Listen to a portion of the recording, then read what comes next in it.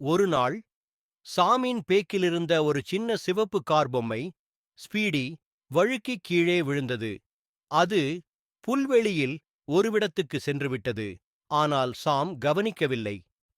அந்த இரவு ஸ்பீடியை மிகவும் தனியாகவும் பயமாகவும் உணர்ந்தது.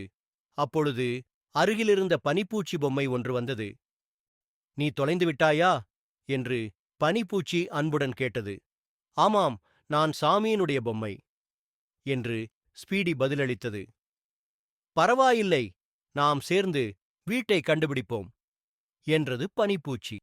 அவர்கள் குழந்தைகள் விளையாடும் இடத்தைக் கடந்து ஆட்டுக்கால் ஊஞ்சலுக்கு கீழே சென்று உறங்கிக் கொண்டிருந்த ஒரு பூனைக்குப் பக்கமாக நடந்து சென்றார்கள். இறுதியாக சாமியின் வீட்டை அடைந்தனர்.